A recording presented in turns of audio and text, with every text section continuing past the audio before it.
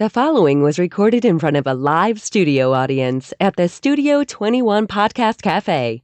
This is the United Podcast Network.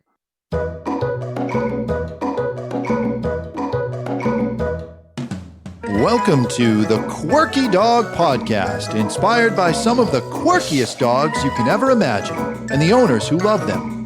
This podcast is brought to you by the quirky couple themselves, Scott and Jess Williams. Their aim is to educate and entertain. Here's Scott and Jess. Welcome, guys, and happy Wednesday. We're coming to you live from Salem, New Hampshire, and we are going to talk dog walkers today. We came up with this topic because we just kind of did a dog walking consult this morning. Well, we knew we were going to do the consult. We came up with the topic before the last second. But we thought it was a good tie-in. We haven't done dog walkers before. We've done daycare. We've done everything else. But first, we're going to start with the quirky tip of the day.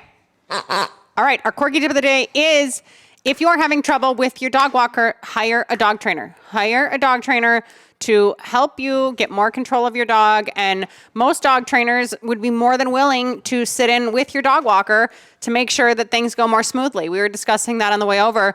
We've done this probably 12 to 20 times in our careers where one of the classes is with the dog walker just to help get them on the same page as what's going on with the dog. I don't think it's unreasonable to ask your dog trainer to give you a hand with the dog walker if the dog walker is having difficulties with your dog pulling or lunging and that type of thing. And sometimes it's even a relative or a friend that comes over and takes your dog out on a regular basis that just needs to learn how to handle that dog a little bit better. Yeah. And, if they're having trouble, it's probably because you maybe don't walk your dog regularly yourself, and you do need some dog training intervention. So dog walkers are not dog trainers. Let's just get that out very clear, nor should they be. They shouldn't be dual purpose here, right? They're not coming to train your dog how to walk on a loose leash and not to be leash reactive and everything else. Although there are some that are. Yeah, some are, and maybe that's a great benefit to you, and maybe your dog trainer offers a service to their company, and it's a win-win. But the majority of them out there do not have any real hands-on experience with dog training themselves. They're used to going to a house,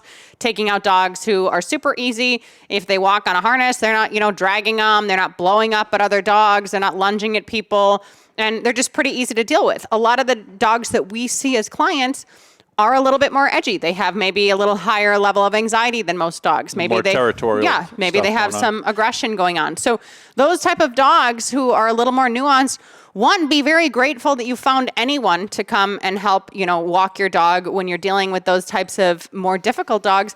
And two, make sure you're getting the dog walker the support that he or she deserves. It's very, very important. This is an important job to take your dog out, make sure it can relieve itself outdoors while you're at work, not run out your door and, get lost, not, have loose equipment on and get hit by a car. They have a lot of responsibility to be caring for your animal. I would say even more so than some daycares in a certain sense, because once the dog gets to daycare, they're just there, right? Like they're normally, the gate's closed, they have no access to the outside world, and you're normally walking the dog in and out of the building.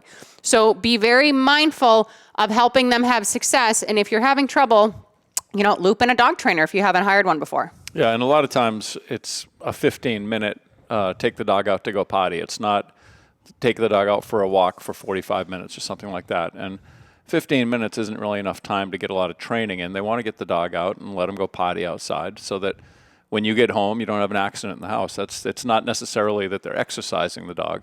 A lot of them are, but a lot of them are real quick. They're just in and out, so they can't have a lot of big problems. But we see it a lot. And, I'm trying to think of the one we had this morning to bring up. This latest one is a dog we trained 3 or 4, maybe 5 years ago. Yeah, a long time ago. Quite a while ago. And the dog just has a lot of territorial aggression towards strangers. It gets fearful, but it looks really ferocious. So you come in the house, and if it's a new dog walker, one lady was pinned up against the wall, right? Yeah. The dog was like barking and like just guarding her, and she was really panicked. And what we had to do was we went with the dog walker, introduced the dog to the dog walker. We had some protocols where the dog started in the crate so that its fear couldn't, it was stabilized in one place. And everything went great, but then, and this is the other thing we were going to talk about, is that when you're using a dog walking service, it's nice if you can get the same dog walker to come to your home, or if there's even 2 or 3 that rotate, but it's always the same 2 or 3, so your dog knows these people. if your dog is a little fearful of new people, you don't want a new person coming every week. It's going to be a traumatic thing. It's going to be a big problem every friggin' week at your house. Yeah, the less turnover, the better, especially if your dog has some of these issues and is prone to being a little sketchy. And in addition to this dog being inside a crate, for safety's sake, once, I took it out this morning to deal with a new dog walker, I said, have the dog sit at the door.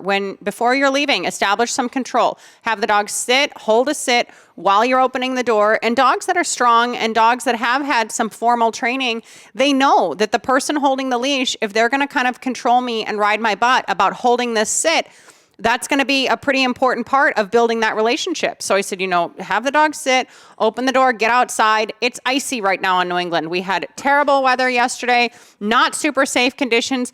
As soon as you get outside, have that dog sit again while you're closing up the door to make sure the other dog doesn't get loose, and just to be establishing some control. If you have had some formal training, have loose leash walking done, down the driveway until you get, out in the big open world. If you're going to be passing a dog or a human, then get back to your, formal loose leash walking. And that's just the basic stuff that we went over this morning. Scott got out of the car to be used as a distraction, like somebody on the street, make sure the dog didn't have some big blow up. We got a dog out of the car, checked that, made sure that the dog was still listening. Dogs like to feel like someone that's handling them is in control. And again, this is not the dog walker's role or job, but if there are struggles, have someone help teach them how that can happen. And you may not be that person, especially if you've never done the training before. You may not know how to establish control on a leash, but it's a fundamental, very, very important part of the dog's safety and the overall experience going well. Yeah, and I would ask, if you know your dog is prone to a little bit of reactivity on the leash, you may not think it's a big deal, but if you know that they lean in that direction, I would be asking the dog walker, how's it going, and try and get them to be honest with you. Because a lot of times, if the dog walker say, oh, everything's great, because you're another client, they don't want to lose clients. They need quite a few clients to make a living doing that. Yeah. So they deal with a lot of really poor behavior until it's like, now it's dangerous. Something then happens where they're forced to say, hey, I can't take your dog anymore. And not only that, and it seems like it's out of the blue. Yeah, and not only that, a lot of dog walkers are working under another company, right? So they're not even the person that's making the decisions and making a living doing dog walking, but they want to, appease their boss and make their boss happy and everything else. So yes, Scott's 100% right that a lot of times they're not saying something. Same thing for you guys, that goes vice versa. Make sure you're very upfront and honest with the dog walker. If you've struggled in the past with another dog walker because of your dog's behavioral issues, tell them what that looked like. Explain to them what those are. Don't just hope, oh, we'll see what happens and see if anything pops up.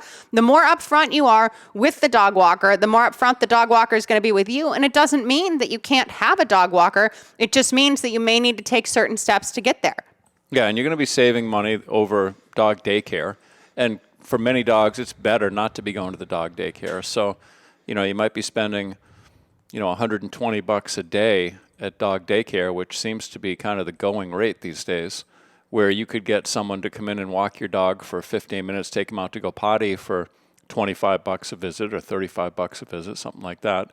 And if your dog is not destructive in the house, it's a good way to go. If you have a dog that becomes destructive and maybe even has behavioral pottying issues in the house and things like that, then a dog walker is probably not going to be the best. What are you saying? $120 for daycare for a week pass? No, per day. Oh, that's pretty expensive. That's what they're spending. They're like $500 a week for daycare. Well, and outside of the finances, depending on how things fall, depending on, what you're looking at there, some other advantages of a dog walker versus daycare is, we just had this big respiratory virus outbreak. Things have died down a little bit. People aren't talking about it as much. If the person is just coming to your home and taking out your dog individually, we're not talking about huge groups of dogs being together anymore, 30 to 50 dogs. And a lot of these dog daycares are, attached to a vet's office or they're attached to a training facility. So we're talking about even more cross-contamination of dogs. Another thing about daycare is some dogs get overstimulated in that environment, right? We're all for daycare. We've had a daycare episode. We had Noelle Nask on. We're not saying that that's a bad way to go, but some dogs don't do well in such a stimulating environment. So a dog walker is a great replacement for that when they can be living at home all day and they just have someone to come and, get them out, get some short exercise and be able to relieve themselves. Yeah, I'm not crazy about dog daycare, but Okay. I mean, well, the way Noelle runs hers, we like there are that. some good ones, but there's a lot of them where they're just in it for the money. The owner's not even on the premises, and there's a lot of issues that happen at those type of situations. Yeah. Okay. Coming from an actual dog walker, before we go to break, here is some advice to think of. If you're going to be paying someone's service fee that seems more than the average dog walker, pay it. They are well worth their money, right? It is well worth it to find the right fit of someone who's going to take your dog out on equipment where they're not going to get loose on the road. You trust them inside your home. You trust them with keys to your home. You have a good, feeling, a good vibe about them. Pay more than average. Don't freak out if it's more, not the cheapest place in town. We talked about being really honest and upfront with your dog's skills, 100%. Be more flexible with time frame, right? Don't be the pain in the ass that's like, I leave at 5:45 in the morning. I need you to be at my house at 9:15. Give a window of like, it'd be great if you could come anywhere between, 10 to 1 or, 12 to 3 or whatever it's going to be. Give a window to make things more flexible, to make it work better for the dog walker. Allow the dog walker to use whatever equipment they're most comfortable with. And Scott and I were talking about this on the way over. We know a lot of dog walkers in Boston. We have a lot of clients in Boston. They put equipment on dogs. They're upfront about it, but they'll say, hey, your dog's reactive on leash. We, need to use a remote collar with it. We need to use a martingale collar instead of a harness. We need to maybe upgrade from a flat collar to a pinch collar. Whatever it is, whatever their suggestion is to be able to safely walk your dog, trust their expertise if it's working out and let them do it. Or if you're not comfortable with it, don't use them. Yeah, find another But service. it's better that they be honest with you than you're finding this stuff out third hand from a neighbor who said, oh, your dog looked like it was in pain or something, and you're freaking out, Yeah. And then my last tip before we go to break is make sure that this person is insured, right? Do some thorough screening. You are literally giving someone keys to your home, alarm codes to your home, everything else. Make sure that they are fully insured and you're screening them thoroughly to make sure that they're someone that you want to allow into your inner circle. Okay, we're going to go to break super quick. When we get back, we're going to talk more about dog walking. Want to keep up with all the latest from the Quirky Dog podcast like me and Murphy here? Then make sure you head on over to the YouTube channel and subscribe. Or if you prefer to listen to the madness, go on over to iTunes or Spotify and follow the Quirky Dog podcast. And hey, while you're there, leave a rating and review and let them know what you think of the show. Until then, keep it quirky. Okay, so along the lines of, insurance and everything else, there's actually some associations and some organizations that maybe you can look for as well. We were poking into these this morning, and I got these recommendations from a Facebook friend as well. So there's the National Association of Professional Pet Sitters. This is showing someone that's done their due diligence to, go the extra mile, make sure that they've gotten some extra education and be the best they can in their field. Maybe not everyone needs to make sure that they had that credential and they went through that school, but that's another thing to look at. Hands-on history is great too. You know what I mean? If somebody's like, I've been in the business for 10 years, I have, hundreds of clients, I can give you dozens of names for referrals, that's fine as well. But make sure it's not just, someone who just graduated college who is just interacting with animals for the first time, who's going to be taking your 120-pound Roddy out that week and, learning on the job with your dog. Yeah, and one thing that I think is important is that they learn canine CPR. Yes, it's a very true. basic thing. It's a friggin' 3-hour course. I hired a woman to come to my business in California and taught the employees. I actually had my clients all come to it like a seminar, and she had all of these dolls, these dog dolls, and we were all doing the CPR on the mannequins. Yeah, no, it's a good point. Because it's better than doing nothing. Your dog is choking on something, or if all of a sudden it just drops, it's better to do something than nothing. Yeah, and this is another reason why we want them to have maybe some more training, maybe some more animal sense. It would be nice if a dog walker went and looked in your dog's mouth and, its gum color was a little light. It'd be like, oh, that's not normal. Normally this dog's gums are pink. If the dog needs to get medication midday, it'd be nice if the, person was able to pill the dog if the dog wasn't going to take a cookie. Like all of these little nuances that like Scott and I have to be really, really up to date on when we take dogs into our home for, X amount of days or weeks. should be the same nuances that we're looking for with someone coming to your home caring for your dog. You know what I mean? These are important skills to know outside of, how to walk on a loose leash, just some basic care of dogs. I noticed that he was breathing a little heavy today. I noticed that he was a little lower energy than normal, not just someone that's coming and, running through the paces just to get to the next house, but they're actually really learning about your dog and knowing what to expect as your dog's baseline. Yeah, and just be really honest about your dog's behavior. Jess did some classes at another facility during the past week, and there was a dog there that had a lot of dog reactivity. And Jess wanted to handle the dog and evaluate this reactivity, and she said, does the dog have any human aggression? And the person said no. But it turned out that it did have a little bit. Jess was manipulating the dog a bit and putting her hands on the dog, and the dog jumped up at her in an aggressive way, didn't bite you. But had you known that, you would have approached it a little bit differently. Yeah, and I was just trying to do Brenda Alof's Be Still. I wasn't doing anything unfair to the dog. I was trying to calm the dog down. And sometimes, I honestly think in the context of that client, they didn't remember that, but they were like, oh yeah, that happened one time with handling with us too. Yeah. Potentially, but yes, be very honest about triggers that your dog has to prevent an incident. Say, he doesn't like his paws touched. I have one groomer across town that does his feet. Please don't touch his paws. Be very honest. Don't wipe his paws when you bring him in. Yes, just take exactly. him off and let him go. Yeah, I'm totally fine with Little mud things like all over that. my house. Yeah. So let's talk about a little bit the best resource to find a dog walker. So another place that I heard of from this Facebook thread that I wrote about with dog walking the other day was Pet Sitters of America. So Scott went on there today. He typed in our zip code. We could have people from Gloucester, Massachusetts on the North Shore up until northern Maine that could come and, evaluate our dogs and care for our dogs and be a good fit for our dogs.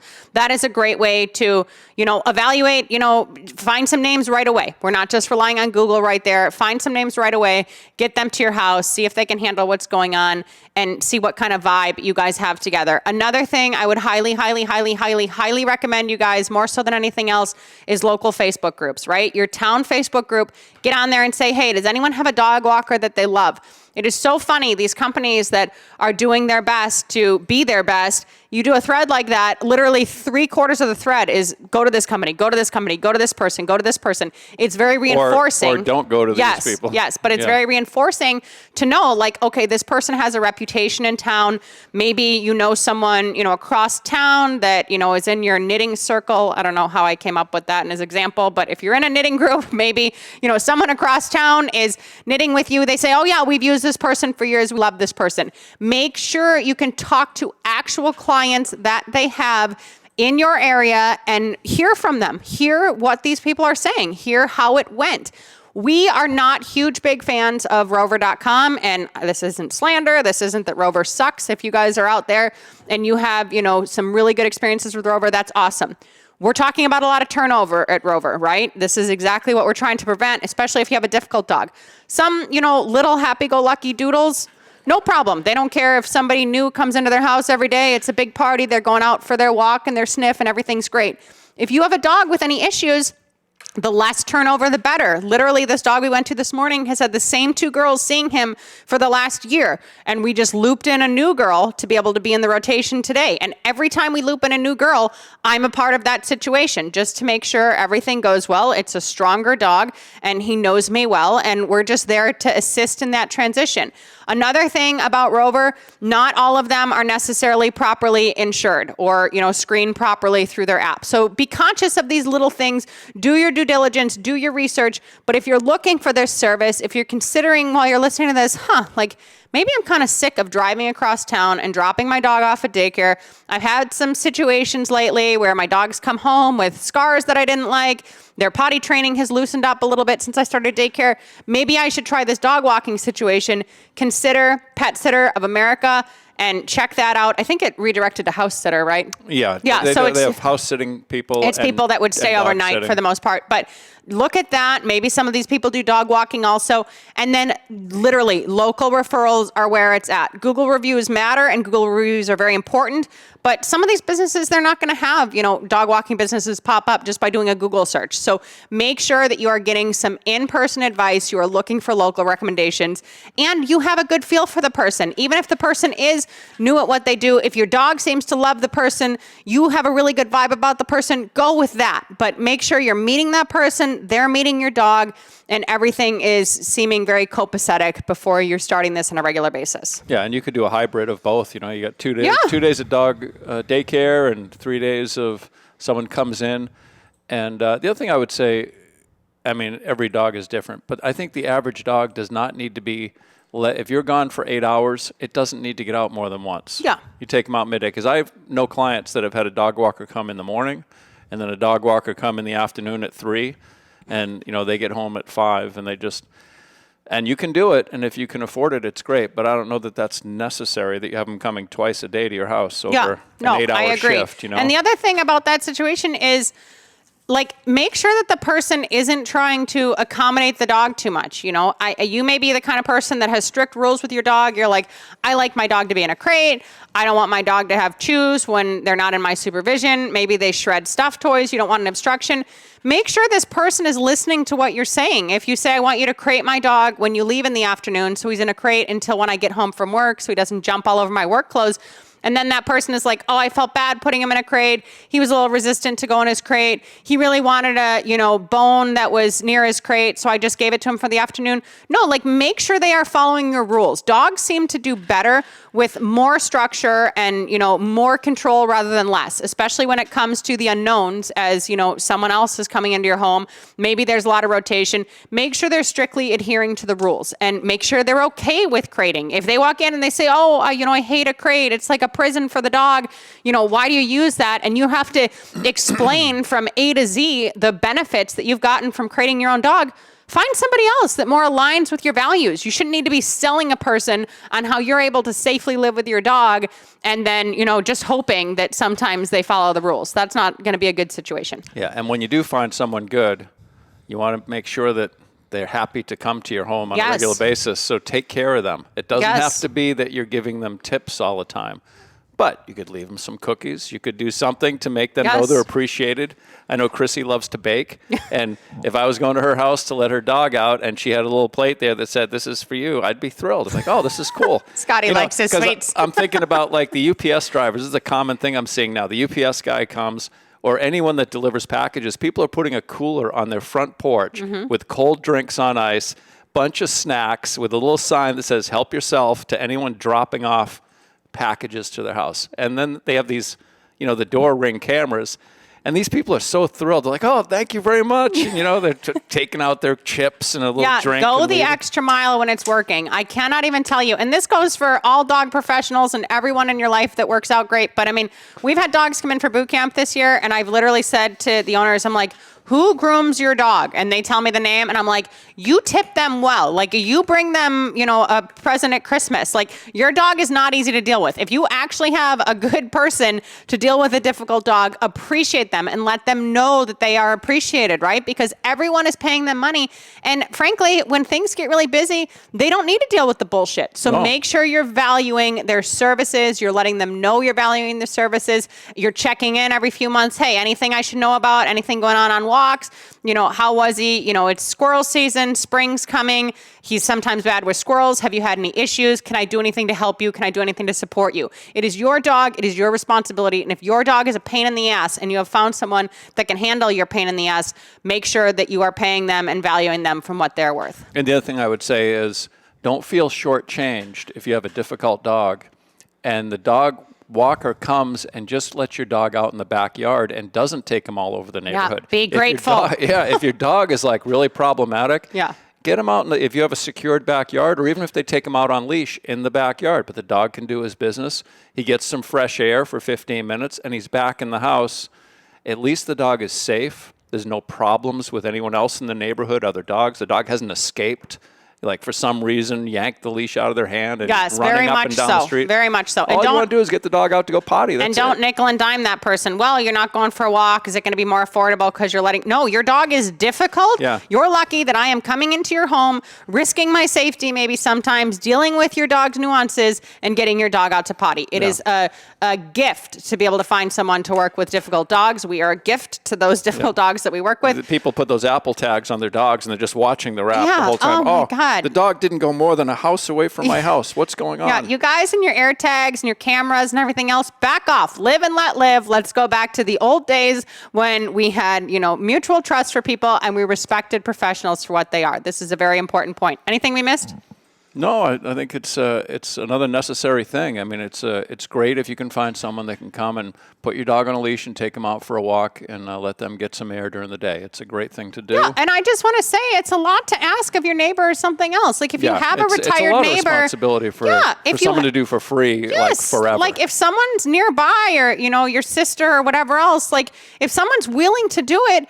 This is a lot to ask someone to come to your house, 5 days a week, maybe 2 times a day. Like, it's not just like, oh, can you go let, Snoopy out? So, it's not a big deal. They don't want to be hanging out with your dog as much as you do. Like, they don't want to see your dog or swing home at lunch. Like, get a situation, with your work that rather than, you go to the cafeteria, you jump in the car, you run home, you let the dog out really quick, you grab a meal prep from home, you head back to work and you eat. Come up with a different situation. But don't expect people that are in your circle, friends and family, to just do this service for free. And I think if you have an adult child with a dog that's calling you and saying, hey, can you let my dog out at lunch because I'm working? You're not necessarily helping them to be an adult by taking care of these little chores. No. Because they'd be paying for that. Yeah. And they got a dog, you got to pay for stuff. You get a pet, it's your responsibility. All right, I hope we helped you guys a little bit. We hadn't talked about dog walkers in over 200 episodes, so we thought, let's do a dog walking show.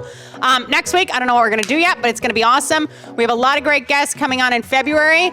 Last week, we had a great show with Kari. We talked about Portuguese water dogs, if you missed it. And in the meantime, keep it quirky. Thanks, guys. The views and opinions expressed by the hosts, guests, or callers of this program do not necessarily reflect the opinions of the Studio 21 Podcast Cafe, the United Podcast Network, its partners, or affiliates.